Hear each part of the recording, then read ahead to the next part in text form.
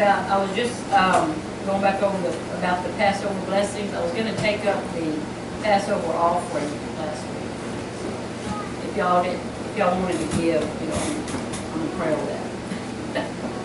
I'm just going to go back over a little bit what I went over with 2 weeks ago about the Passover blessings.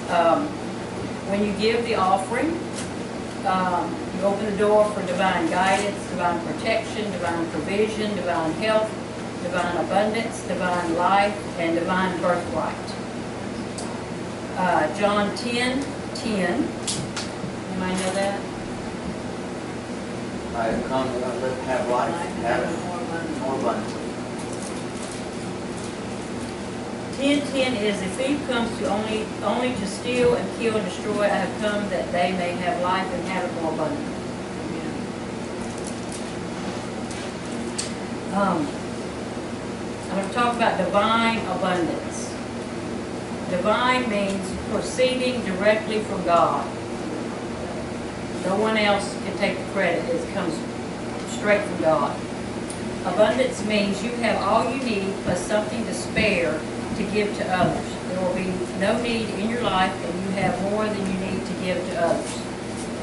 So how many would like divine abundance? Amen. Amen. Here are a few examples of divine abundance. The feeding of the 5,000. They were in the desert. They couldn't go buy food, and then they had all those people. The disciples, when their boat was full of fish and it sank, their nets were so full, they did all they could do. They fished, didn't catch anything. And Jesus sent them out in the middle of the day, which you don't really catch fish in the middle of the day. So that was divine intervention. The widow's flour of oil that we had just a little bit of oil, a little bit of flour. She was down to nothing. She was going to bake a cake for her and her son and go die. I'm going to talk about Paul's journey to Rome. I'm not going to read all of it. It's Acts 27 and 28. Paul did not travel first class when he was on that boat. He traveled as a prisoner in chains. He went through a tremendous storm. It seemed as if the whole ship and all who were on it would be lost. But through God's intervention, they survived the storm and no one on the ship was lost.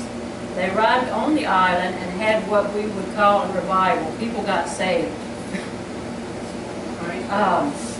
When they left, the islanders loaded them down with all they needed for the rest of their journey. So the Lord's divine intervention saved them, and then He loaded them down. Praise God. And then He had people saved. Yeah. So, that was just God. But it wasn't exactly a comfortable journey, and He didn't travel first class. So we're not going to always feel good when we're going through things. Yeah. But He is going to take care of us Amen. in all, in our troubles. Yeah. Amen. Just because we're going through something, I'm going through this now.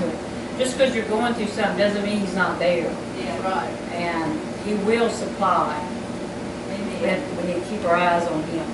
So whether we are in a desert, a dry place, feel like He's not there, have done all we can do, and doesn't seem to be working. Lord, I'm giving, I'm doing this, I'm doing that, and why am I still lacking? Well, He's just keep your eyes on Him, and He will supply. Amen. It may not be the way you think it would be. How many of y'all okay, Lord, I need to be living like this and this, and Yeah. He doesn't do that, or He wouldn't be God. That's right.